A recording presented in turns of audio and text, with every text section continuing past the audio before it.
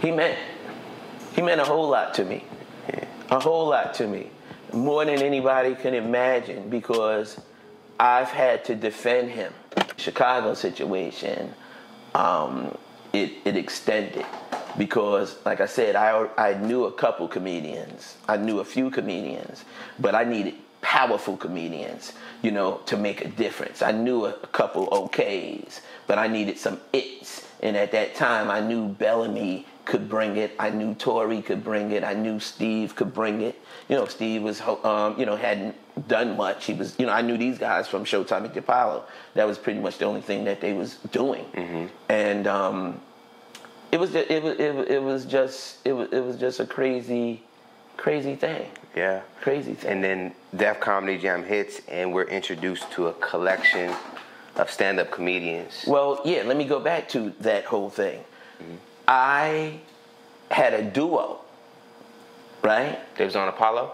They was on the Apollo, and they were with me. They used to be at my club all the time. They moved to New York. Their names was Arsenal and Mitchell. Mm-hmm. Okay, they were excellent. Okay, so of course, my uncle already taught me the networking game. So I called them to see if they knew some people around that I needed to check out, right?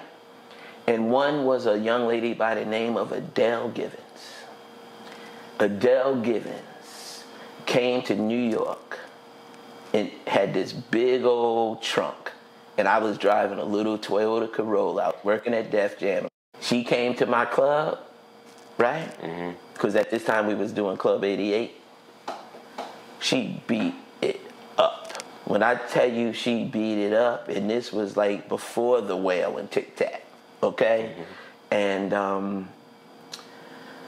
I was so impressed with her that I asked her, is there anybody else in Chicago that I needed? Who can connect me with the Chicago scene?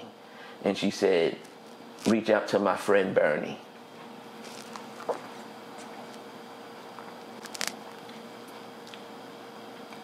I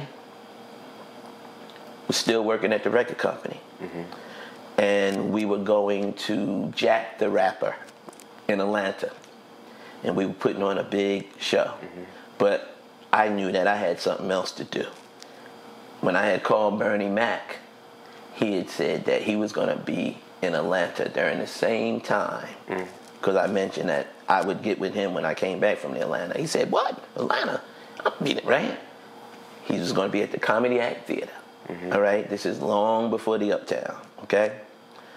And I went down there to see him. Mm-hmm. I couldn't believe it. I thought that everybody in New York, I thought I had seen comedy. Not like the Mac Man. So the rest was history for him. He became my ace. Your go-to. Yeah, and I went out to Chicago. He set up a showcase for me at a place called Spices that he was doing.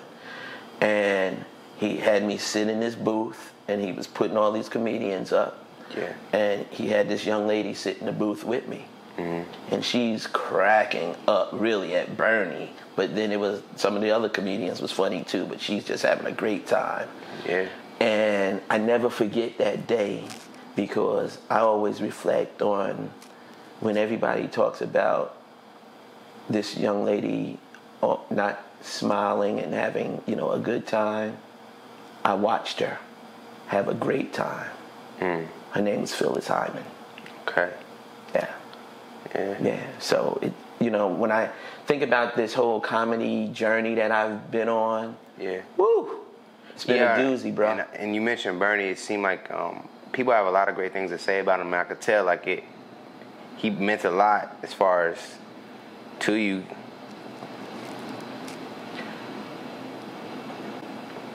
He meant a whole lot to me. Yeah. A whole lot to me. More than anybody can imagine, because I've had to defend him in situations and basically lost. Because, I'm here to tell everybody that when Def Comedy Jam blew up, right, and now it was time to go on tour with the show if we can. And I know we can. Okay? And that was the beginning of all these Chicken Shack jams and comedy jams and turkey jam. Like, everything's comedy jam. And the way that name came up was a whole nother story. But the tour, it was like, we're going to do this. And everybody's like, well, okay, you think Martin's going to do it? My thing was, Martin is out of here. Martin is like killing it. Martin could do his own tour. Let's get somebody else to host and we can still do this. And everybody's like, well, who's going to do it? And all I think about is that day that Bernie had Phyllis cracking up. Okay? So Bernie Mac is going to be the host. Bernie hosted that tour to the point for those 2 years, doing the same set that he did on the Kings of Comedy. Okay? He started selling out those same theaters by himself. You know what I'm saying? So I'm thinking that it would only be right for Bernie to be the next host of Def Comedy Jam after Martin. He didn't get the gig, and I'm the only one that knew how hurt he was, because nobody else was checking for anything like that. But they was forming a management company that I really had nothing to do with. You know, a lot of things was going on that I really got a chance to see how Hollywood work before. So the game plan, in a sense, Bernie was interested to be the Def Comedy No doubt about it. And then do the politics. He got passed over. Even though they was trying to work with him doing other things, but that was the thing. Yeah. Bernie should have hosted that.